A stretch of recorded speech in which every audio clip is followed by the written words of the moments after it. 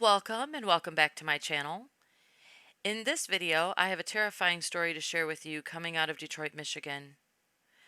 On December 3rd, 2020, single mom Crystal Buford was enjoying a relaxing evening on the couch with her children in the family room of her home when it became time for her children to go to bed for the night. So, she got them ready for bed and tucked them in. Then she returned to her couch and called her aunt. She said as they were talking, she noticed something moving on her shirt. She looked down and saw red laser beams across her shirt. She said she instantly realized they were laser beams from a gun, so she dove on the floor. When the gunfire started, it rang through her family room, shattering her windows. She told news reporters she was absolutely terrified, but she crawled to her children's bedrooms to get them on the floor and called 911. Police arrived shortly after the shooting stopped, but when they got there, the shooter was gone. When Crystal went outside to meet with police, she said she saw that her car windows were all shot out as well. She told reporters she believes the shooting was a drive-by meant for another house. They got the wrong house.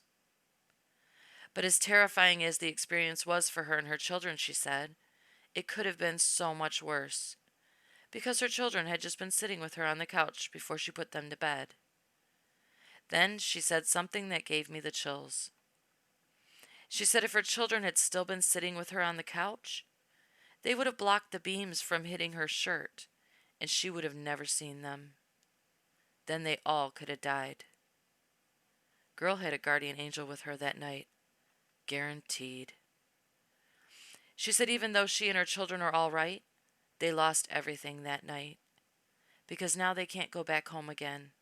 It isn't safe. She said she worked hard for everything they had, but now they have nothing. All because someone thought they had the right house, but didn't. She said, to the people who were just mad enough to drive by and think you have the right house, every house is the wrong house. Because you don't know who's in the house. You don't know how many kids they have, or if there's elders in the house. Very accurate statement. But, unfortunately, there have been so many reports of drive-by shootings in Detroit. I don't really think the people doing the drive-bys care about those things. Of course they'd care if it was their home, just not when it's somebody else's. She said she and her children no longer have a home. She works part-time as a security guard, and she has no help, so she can't afford to just pick up and move. But they can't go back either. My heart goes out to her. It's hard enough being a single mom. She shouldn't have to be terrified for her and her children's lives in their own home. But now she has to be. Because as horrible as it is, drive-bys are the answer to everything in Detroit. And if they get the wrong house, oh well. They'll try again tomorrow.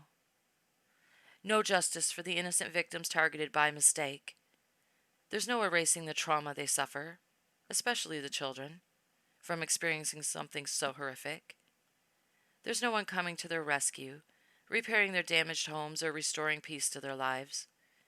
So, they're left to pick up the pieces on their own, learn to deal with the fear, and pray they don't get targeted again. Absolutely terrifying. I really hope some angels see her story on the news and are able to help her relocate herself and her children to a safer place to live, where they can feel safe, that they'll never go through something horrible like that again. Children should never have to live in fear of their homes getting shot up because of someone else's war. I hope the Detroit police find out who did it and catch them very quickly, because I can guarantee you, the person or people who were their true targets saw what happened to Crystal and her children on the news, and they have no idea they were the intended target. So it will only be a matter of time before they're the next drive-by story. I'll be praying for Crystal and her children, that they're able to recover from this, and that they find a place where they can live in peace. But, unfortunately, it probably won't be in Detroit. Thank you so much for watching, and I'll see you on my next video.